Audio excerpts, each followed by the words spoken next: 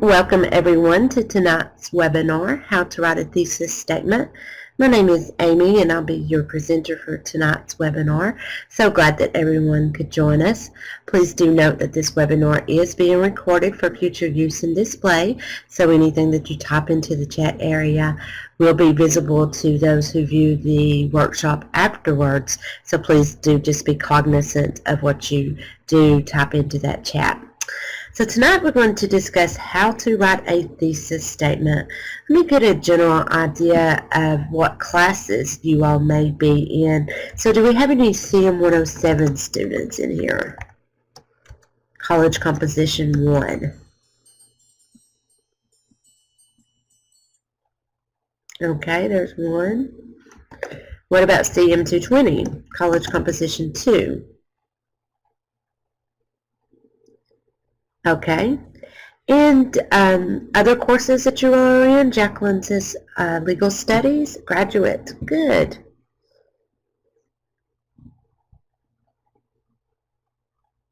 Business law, okay, awesome. Okay, so tonight we're going to go over what is a thesis statement. So we're going to put a definition to it, and then we're also going to look at some of the elements of a good thesis statement. What does a good thesis statement look like? What are some of the characteristics of it? Then we're going to turn to talk about research questions. Hello, Scott. And we're going to talk about where we need to put thesis statements once we have written one and we're integrating those into our papers. And we're also going to explore the question of why do writers avoid announcing in thesis statements. And then finally, we're going to look at some of the major types of thesis statements. So who here has written a thesis statement recently?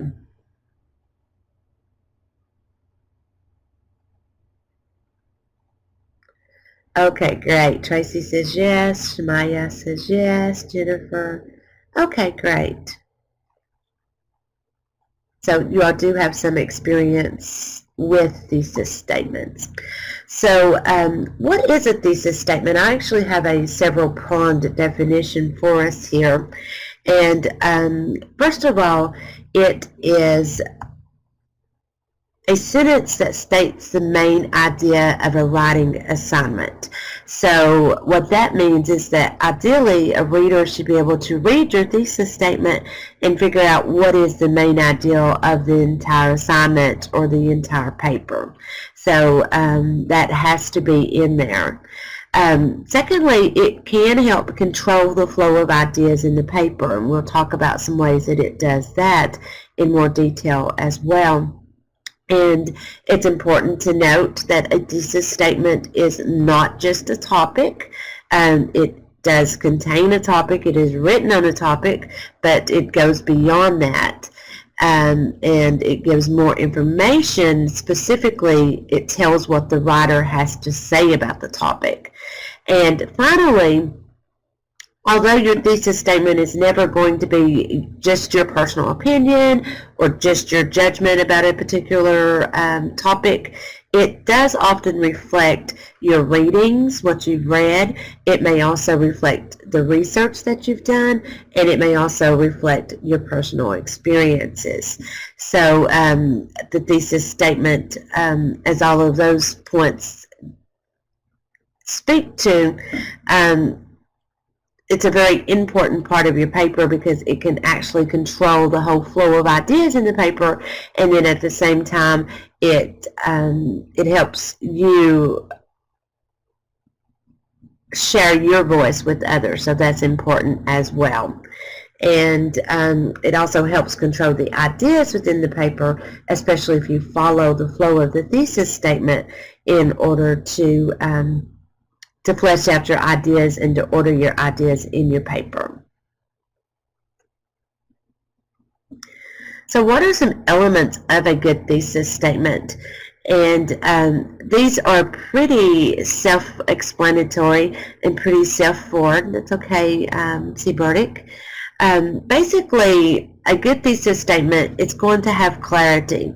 That means it's going to be clear. You want your reader to be able to read your thesis statement and easily understand it. It's, again, along the same lines. As far as clarity, clarity refers more to the succinctness, meaning that we don't want extra words in it. We want it to be clear. We want it to be crystal clear, actually. Understandability refers to, is my reader going to be able to understand what I'm saying and what I'm talking about? Hi, Brandy. And then it's also simple. It has a characteristic of simplicity. And when we talk about simplicity, we mean, does it,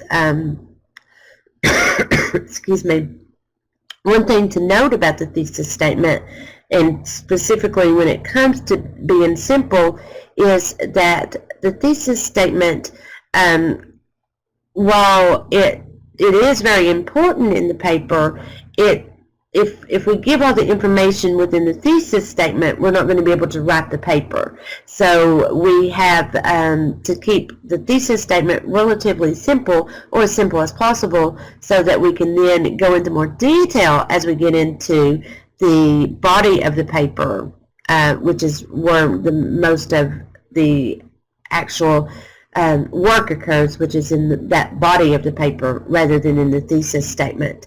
So you want it clear, you want it understandable, and then you want it simple. You don't want it to be very detailed or very complex, because then, again, once you start writing the paper, that's where you're going to start getting into some of those details. And then finally, it's relevant. It's a topic that's important and it matters to the audience. So just to give an example, you probably wouldn't want to have as a thesis statement how rainbows are formed, for an example. So while that is an interesting topic, it's not one that's really relevant to most people today, right? Most people are not going to want to read a paper about how rainbows are made. So that one wouldn't be as relevant. So any question?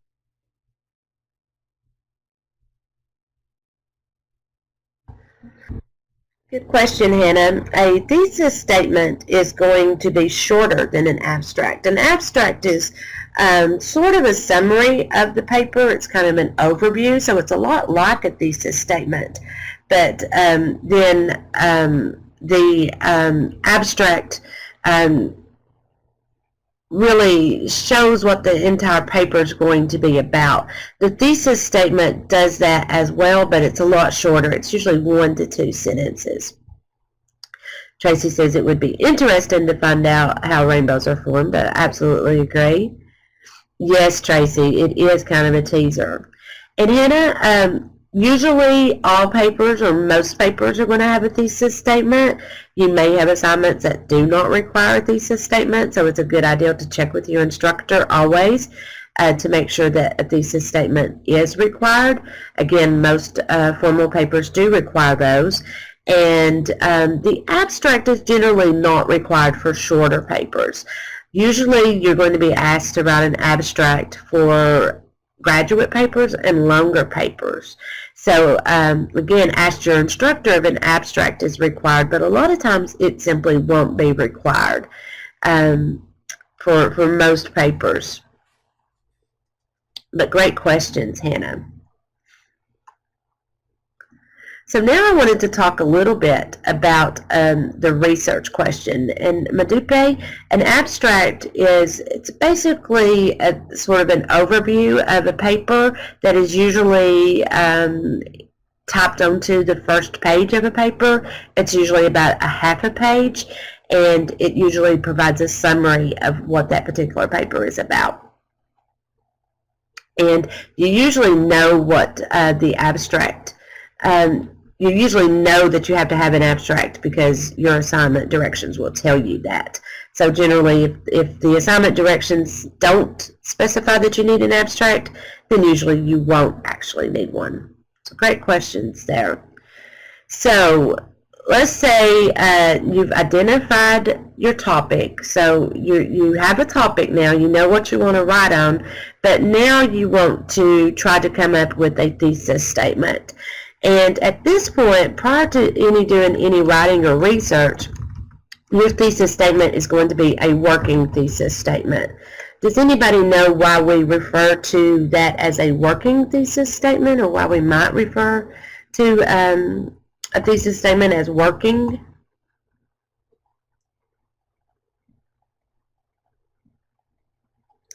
Absolutely, Tracy, because if we start working on the thesis statement before we do our research and before we start writing our body paragraphs and all of that, then that thesis statement is subject to change. It is a work in progress.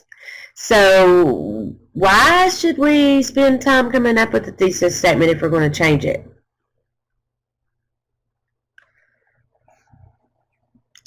Absolutely, Tracy. It guides our efforts. That way we're not just researching for the sake of research, but we're researching for a purpose. And let me talk a little bit about how the research question plays in here. But I did want to note that we are talking about working thesis statements at this point, because prior to doing the research and prior to starting the writing, your thesis statement might change greatly, or it might change just a little. It just depends on the type of research you're doing and what you're finding within your research. So just to throw an example out there, let's say that you were writing a paper that argues against capital punishment. And one of your key points was that capital punishment didn't act as a deterrent. So that was in your thesis statement, is that capital punishment should be abolished because it is not a deterrent.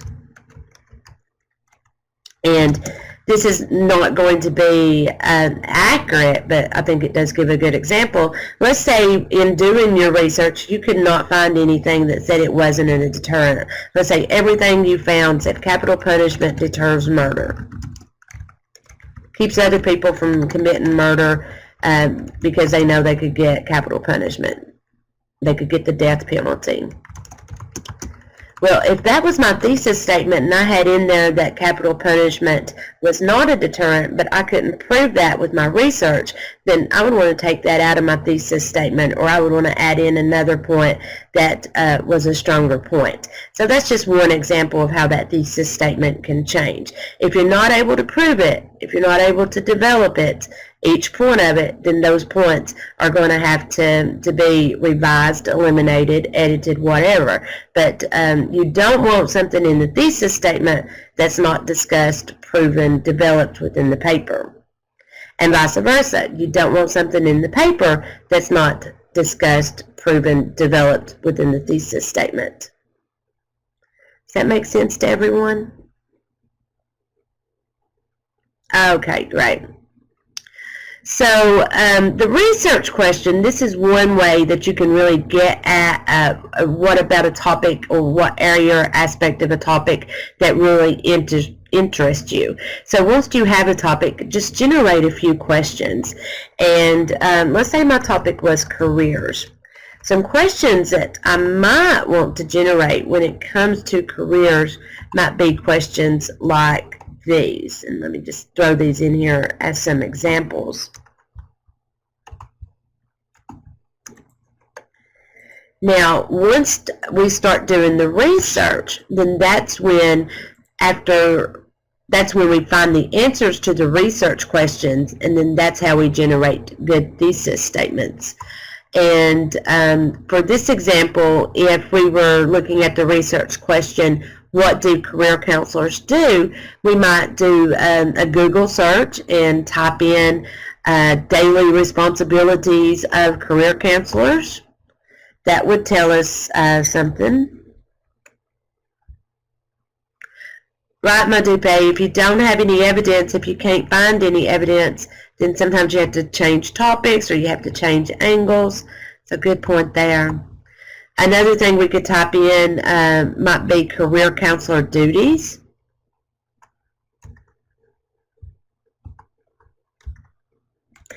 And let's say that I do some research and I look through all of those hits there, and I find out that the main things that career counselors do is they help people find jobs. And maybe they also help with resumes and cover letters. And then maybe also find, and I didn't know this, that they can actually help people get the skills that they need, like for their dream jobs or whatever. So then if I find all that, and my research question is, what do career counselors do? And I find all of that information, then I can answer that research question, and then that gives me a thesis statement. And yeah, Brandy, you don't want questions that, like, you wouldn't want a question, I'm trying to think of something, like, what are all the ramifications of slavery in the United States? So that's a good question, but that's going to take a lot of answering, right? Because you could probably write books on that topic. So you're going to want to get it a little more narrow and a little more focused than that example. So you can see there that I started with the topic, careers, and then I come up with the research question, what do career counselors do? Maybe I come up with that because I'm interested in being a career counselor. You know, you will come up with different questions depending on the assignment, your purpose, your interest, etc. And then I come up with, when I answer that question, then that's my thesis statement. So if you saw this thesis statement, the one I typed in there, career counselors help people, what would you expect that paper to be about with this thesis statement?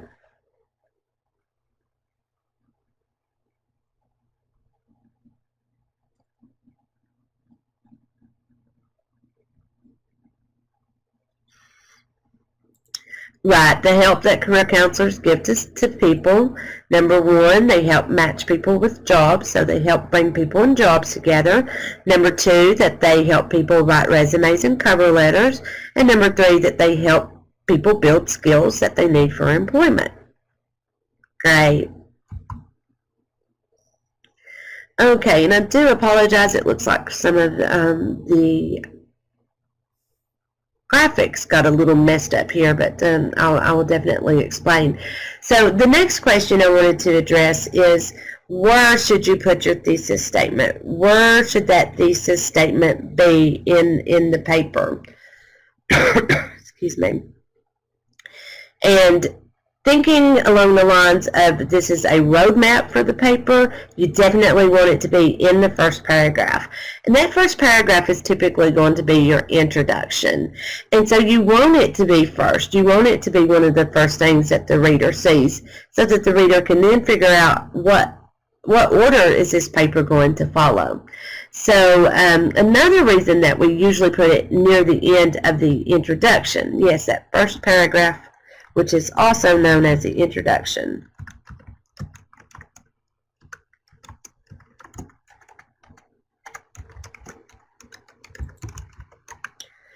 When we think about how an introduction is formed, we start out with something to get the reader's attention, something to get them interested, and something to hook or engage them. And then we provide a little bit of background information, a little bit of context, so they're understanding what we want to talk about and why it's important. And so the introduction moves from really general information. So you might think of like an upside down triangle. You want really general information in the beginning, and then you want to kind of narrow it down to that point. Think of the upside down triangle again, to that point, to where the very end there is very specific, very narrow, and very focused. And that's the thesis statement. So that's why we put it in the introduction, and that's why we that's also why we put it near the end of the introduction, because of the design of the introduction is moving from the very general to the more specific. And what I wanted to point out here too is you have your essay, then you have your introduction. Your thesis statement is generally near the end, so here's our thesis statement. Now, usually, especially if you have a 3-point thesis, which we'll discuss in a little more detail momentarily, Usually in that thesis statement, that very first point in the thesis statement is going to be the first point in your body for paragraph number 1. It's going to be the second point is going to be the main point in body paragraph number 2, and then the third point in your thesis statement is going to be body paragraph number 3. So if these graphics were right, they would show how the thesis statement is sort of reflected in each paragraph.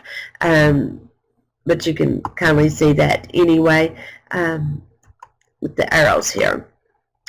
And C. Burdick has asked, how do we reiterate it in the concluding paragraph? And C is referring to the fact that one thing that we do with the thesis statement, and that's an excellent point, C, is that I said it's in the introduction, but as C noted, it's also in the conclusion. It's generally restated in the conclusion. And that's a hallmark of a good conclusion, is restating the thesis statement. And to answer C's question, it's restated but not repeated. So you want to paraphrase it in the conclusion. You want to state the same main point, but you want to paraphrase it by putting it into new words. So you restate it in a new way.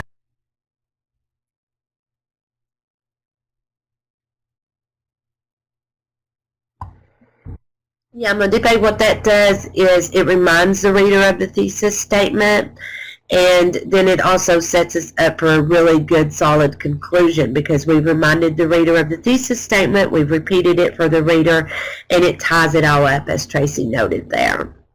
So great questions. Thank you all for contributing so much. I highly appreciate it. So to look at this in a little more detail, we talked about the shape of an introduction. So you first of all, when they're in the gold, you gain the reader's interest with something interesting, either a fact or an illustration that's going to make that topic really clear.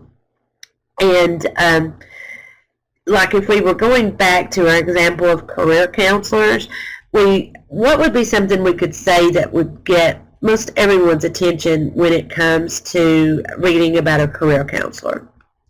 What might be something engaging that we could say?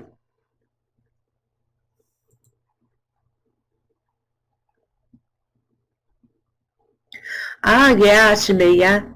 Everyone wants to make more money. Tracy says, play upon the excitement. Yeah. Career counselors are the key to satisfied, happy employees, or something like that. So we could really get the interest there. Now we're going to narrow it down a little bit. We're going to give a little background information or a little context to show why it's important and why it's relevant. So in a short academic essay, about 1 to 10 pages, the introduction is usually going to be about 1 paragraph long, and that thesis statement is going to be usually the last sentence of the introduction. So this is not a rule, but it is a good guideline for nonfiction academic essays, which is what you typically write in your classes. And the reasons that we do this is because we do want to progress logically, to anticipate and answer the reader's questions. So the reader's going to be saying to himself or herself, what is this paper about? Why should I care? And what's the point? And so that's what we want to tell the reader with that opening statement, and then with that narrowing it down and to give it more context. So if we were, again, going with the example of the career counselor, we might start with talking about the salary, and maybe say not only is the salary for a career counselor awesome, but we also have the opportunity, career counselors also have the opportunities to really make a difference in the lives of the people they help. And then we could go into our claim there, our thesis statement, which is what we want the reader to know and to understand, and that is, in our example, we use the example of what does a career counselor do.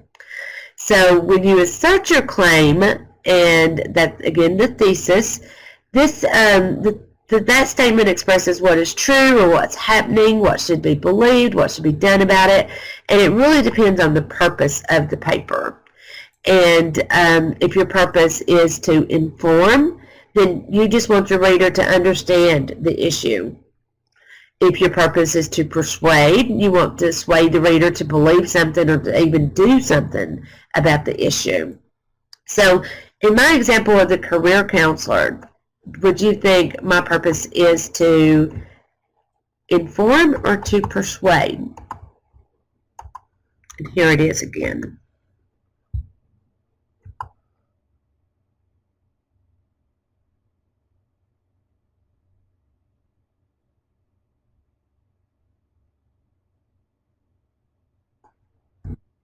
Absolutely. I'm not trying to get anybody to become a career counselor. I'm not trying to make the point that career counseling is the best job in the whole wide world.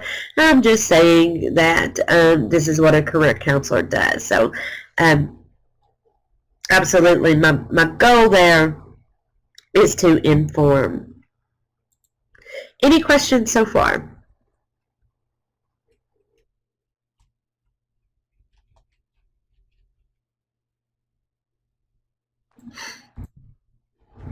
Okay, great. Now I wanted to go into a little information about what not to do. And these are what you might refer to as missteps. These are things that you actually, you want to absolutely avoid doing in your papers. And for a couple of reasons, and we'll talk about those. But you want to avoid announcing your thesis statement. So you don't want to write something like, in this paper, I will discuss, this paper we'll talk about, in this paper we will go over, I will point out, or I will prove, or I will inform you. You don't want to do that. Any ideas why?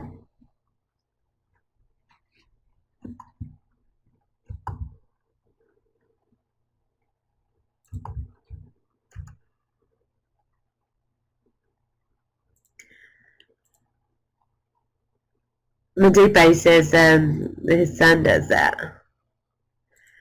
Too informal, too personal, too boring, mechanical. Absolutely. I refer to this as hand-holding and talking to your reader. And you don't want to do that because anytime you write a paper, you're not having a conversation with the reader. You're not having a back and forth conversation. So while reading and writing is a lot like speaking and listening, there are differences. And so while I might say, if I were having a conversation with you, I might say, I will tell you why I believe this or believe that. I'm not going to do that when I'm writing. We mentioned it's too informal. You'll notice that the word I in here, typically you're not going to use the first person point of view, which is words like I, me, we, that, I, me, we, our, etc., or the second person point of view, which is you and your. Absolutely, Tracy, that's a great point. If I see this paper we'll discuss, I might just stop reading right there because, you've already told me what you're going to do. Why should I have to keep on reading it? Right, it's absolutely redundant, as Angela says. If you do your job, if you write a good thesis statement, then your reader, you don't have to say, I will discuss this and that and the other. Your reader's going to know it. By the same token, you don't want to, at the end of the paper, say, this paper has shown, or I have proven, or as you have seen, because, again, if you've done your job well, then the reader's already going to know all of that. And you're not going to have to write, I will discuss, or you have seen, or I have proven, etc. So you want to definitely avoid that tactic. It's very easy to do. You can basically take basically take any topic, any subject, any thing that you're writing, and you can say this paper we'll talk about. It's really easy to do. And the fact that it is easy to do is probably a good indication that you should go the extra step there and instead come up with the declarative thesis statement. Right, Delcy, absolutely. And then you also want to avoid any unnecessary context in your introduction. So you don't want to sound like you're answering an essay prompt, for example. You wouldn't pick up like the New York Times and see an article, well, I didn't know much about this topic until I started writing about it, and now that I've started writing about it, I know a whole lot about the Israeli-Palestine conflict. You're never going to read an article like that in a major newspaper. And so that should be another good indicator that that's something you don't want to do in your own writing. So let's look at some do's and don'ts here. So instead of writing, in this paper I plan to discuss the benefits of a college education, you could write, and you should write, getting a college education has several benefits. And you could leave it there. That could be a thesis statement in and of itself. Getting a college education has several benefits. It's got the topic. It's one sentence. It states the claim that getting a college education has several benefits. Now, I've taken it a little further here, and I've made it into a 3-point thesis statement. So I've not only given the claim here, but I've also given the reasons why. And there's 3 there. So, no, it's not a paragraph. It shouldn't be a paragraph because it's a thesis statement.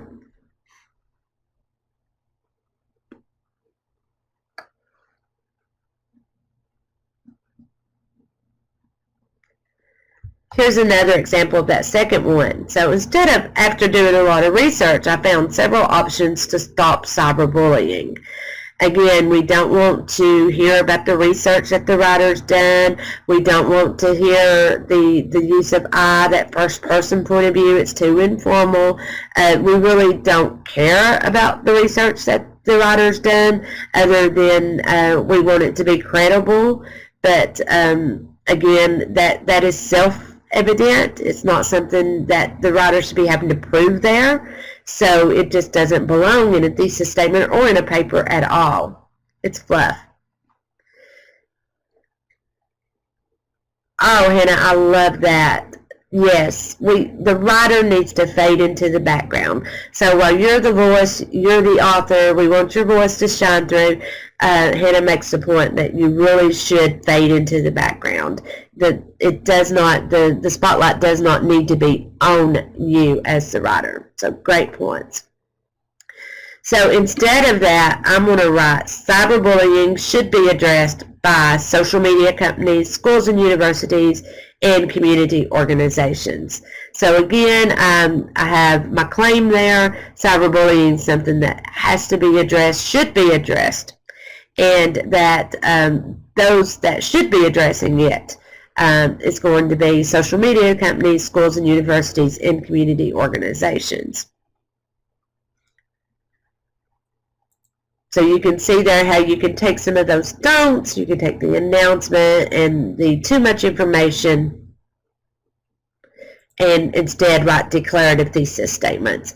And these both here are what we would call declarative three-point thesis statements. Absolutely, Delcy. We could also define cyberbullying. We could do that in the introduction. It would be a good way to start an introduction because it's likely going to get our audience's attention, right? Especially if we started out something about the internet. Because most people today know what the internet is.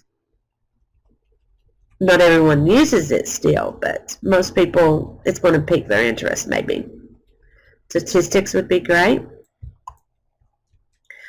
Okay, so I'm going to switch just a bit here, and we're going to look at different types of thesis statements, and then we're also going to look at examples of each.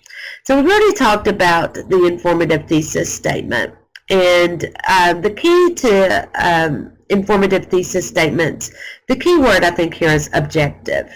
So while you do want to do some analysis, and you do want to report on your topic in a new and interesting way. When you're writing just to inform, you should not have any biases whatsoever toward the topic. And you also don't want to state what you think should happen. You don't want to evaluate something, so it's not persuasive. You're not making a case that this or that should happen. You're not telling you whether something's good or bad, but instead you're just presenting an issue. Maybe you're even presenting a problem. You can even present a problem, but it still would not be persuasive if you do correctly as far as writing an informative thesis statement. So you're still making a claim, but you're doing so that you're claiming that something's happening or exists or is true. So it's a little different than a persuasive in that you're just a reporter. And here are some examples. So in this first example, the effect of television violence on ratings has varied from decade to decade and depends on what society at large views as acceptable in each era. So the topic there is television violence, and we could definitely, come down on either side. There's too much television violence, or television violence doesn't matter. We could get persuasive about that. But in this example, it's not persuasive at all. It just says that this happens, that from decade to decade, whatever society thinks is acceptable, then that's how television violence is rated when it comes to ratings and whether people watch them or not. So that's just saying that that the effect of television violence on ratings varies, and that it depends on what we as society see as acceptable or not. Thank you, Tracy, for that. Oh, thank you. Sorry about that. So here's another one for us. Governments of the United States and Great Britain are tackling the issue of childhood obesity in different ways according to the established traditions of their healthcare systems. So again, childhood obesity, it's a controversial topic. Who's to blame? Who should step in? What should be done about it? But in this case, we're not making any opinions about it. We're not saying one's better than the other. We're just saying that the way the United States government handles it is different than the way the government of Great Britain has handled it, because they both have different healthcare systems. So this one asserts that two governments are addressing the same problem but doing so in a different manner. So any questions about informative?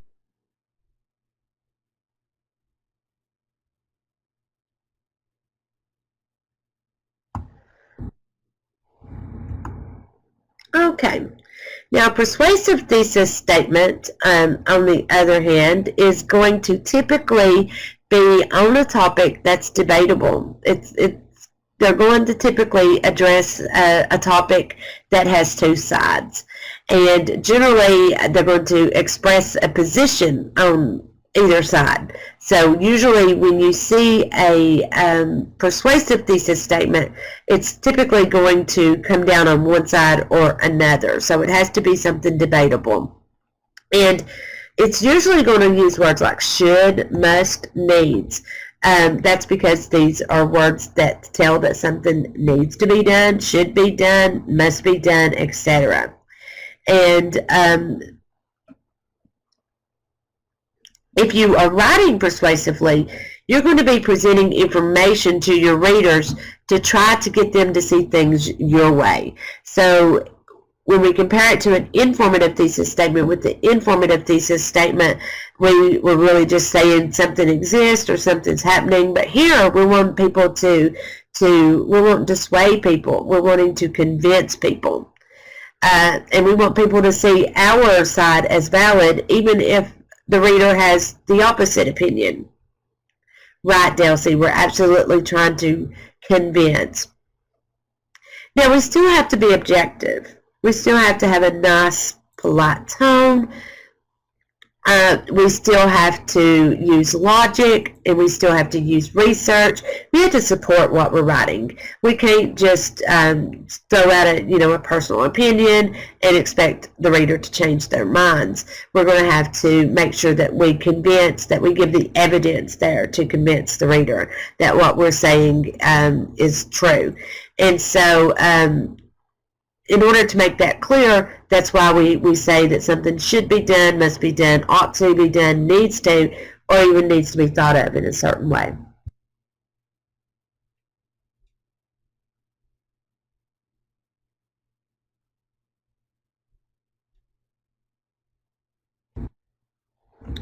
So here are some examples of persuasive thesis statements, and in this case, the first one. College athletes perform a valuable service for their schools and should be paid for their performance. So that's definitely debatable. Currently, college athletes are not paid, so that's sort of an interesting take on that topic. And what side is the writer coming down on here?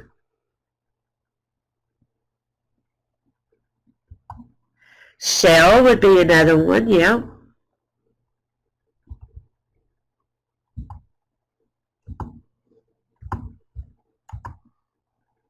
That athletes should be paid, right?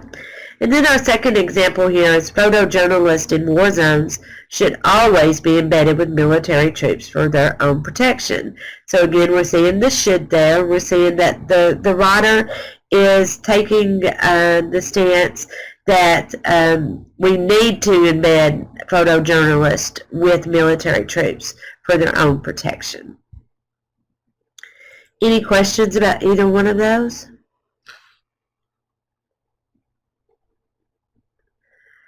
Great question, James. Generally, yes, if you're writing a persuasive paper, as a general rule, most of the time you're going to be asked to, if not explicitly, to at least think about a counter argument. So you might not have to actually do it in the paper, but you are usually instructed to consider what the opposing side might say and then think of something that you could state that would counteract that argument. So if you were writing college athletes should be paid for their performance, the flip side is they should not be paid. And so that counter argument might be that they're there to learn and not necessarily to play sports, so they shouldn't be paid for playing sports. Another counter argument there might be that, hey, we're not paying other students to do anything, so why would we want to pay athletes? So it's a good idea, even if you don't have to explicitly have a counter argument, then it is still a good idea to think of one and think of how you might address it. That's going to make your argument stronger.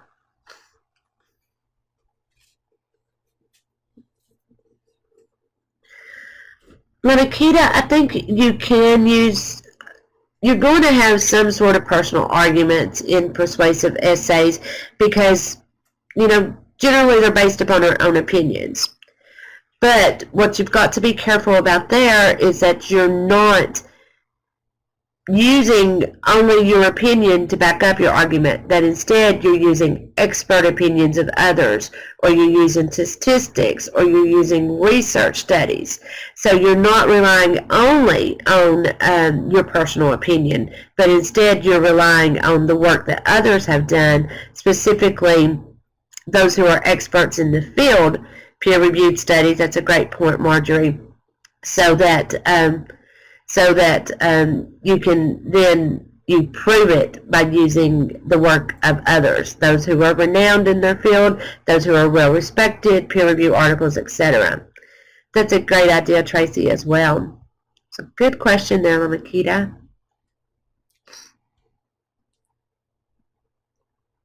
I bet it was. It'd be very hard for me to go against a strongly held personal belief. Oh, great. Good for you. So I mentioned the three-point thesis, and we've seen some in the other examples, but this is where you have the topic or the issue, and then your stance on it, and then it also provides a plan of development. And so it goes one step further, and it not only identifies the topic, and it not only makes a claim or gives your stance on it, but it also lists the supporting points that will be discussed in the paper. So if we go all the way back here, we had a couple three-point thesis statements here. This one is a three-point thesis statement, and with this one, we would expect that that first body paragraph would be about more career choices for college-educated students, better pay for college graduates, and greater job satisfaction for college graduates. So if that were my thesis statement, then I would follow that order in my body paragraphs, because my first body paragraph would be about career choices, my second would be about better pay, and my third would be about greater job satisfaction. Along those same lines, let's say I was using that second thesis statement about cyberbullying. What is my second body paragraph going to be about?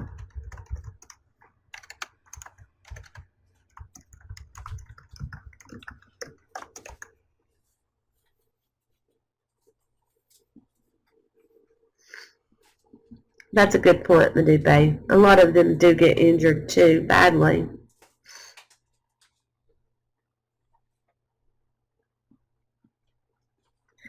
Absolutely, Tracy. Schools and universities and how they should address the trouble.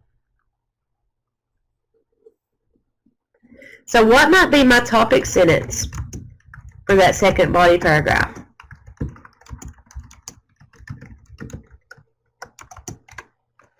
Remember, the topic sentence is the main idea of a paragraph.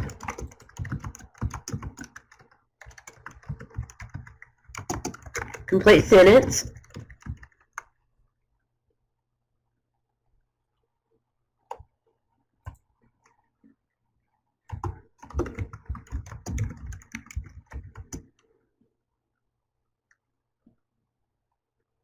Good, Tracy, thank you. Now, Sabrina, the social media companies were the first in the thesis statement, so that's going to be in my first body paragraph.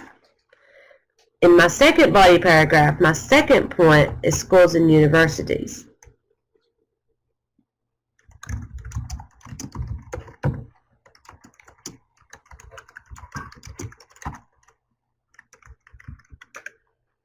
Absolutely. So I might have as my topic sentence for that second body paragraph, cyberbullying should be addressed by schools and universities. So hopefully that gives you a good indication of how that thesis statement can actually control the order of your paper. So if you change the order in your thesis statement, what else is going to have to change?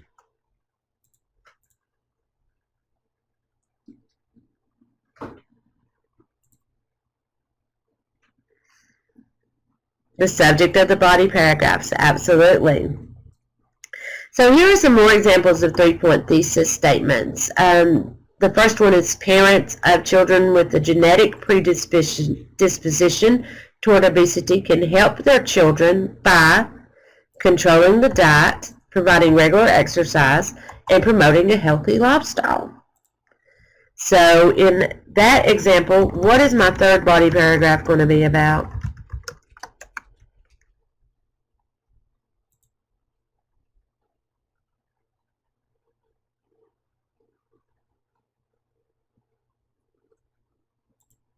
Absolutely. And so my thesis is going to be about parents, or my topic rather, of children with can help by promoting a healthy lifestyle.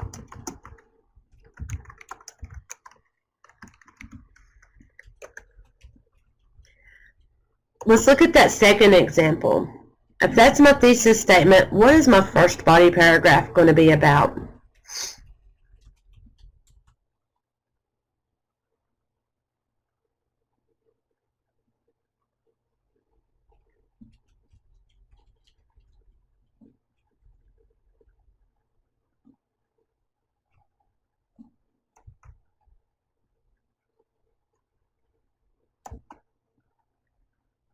Zero tolerance, absolutely.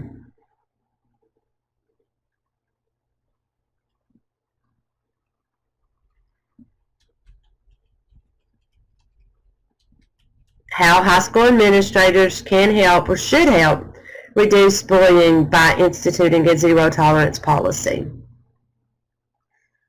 What's my second body paragraph going to be about?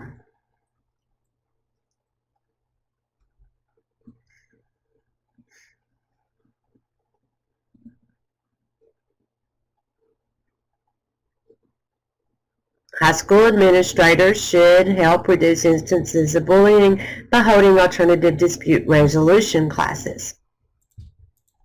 Absolutely. And the third one?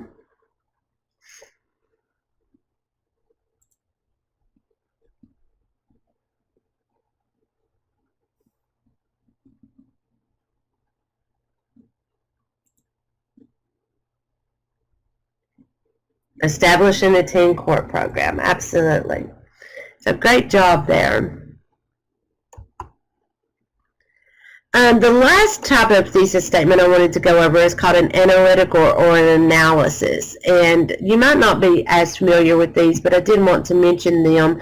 And in this case, you're specifically, as you can see there in this example, the writer has looked at the use of logos in Martin Luther King's letter from Birmingham jail and has found examples of analogies to Old Testament prophets, St. Paul, Jesus, and the American Revolution, and tells us why this letter is considered to be a classic argument. So you might do this type of thesis statement. I used to do this a lot in undergraduate school when I majored in English and with a concentration in literature. So we had a lot of analytical or analysis type thesis statements. And so I just wanted to give an example of those. So to review, a thesis statement tells us the main idea, comes at the end of the introduction, and also is restated in the conclusion. It does involve doing some pre-writing and some research to write it. We talked about generating a research question. That's what you're going to do as part of your pre-writing. Then you're going to research to answer that, that research question or research questions. And your answer is going to be the thesis statement. Your thesis statement is going to be either informative or persuasive usually. And it also can help provide that roadmap for your paper or an organizational plans because it tells you what topics are going to be discussed, and it usually sets forth the order in which to discuss those topics.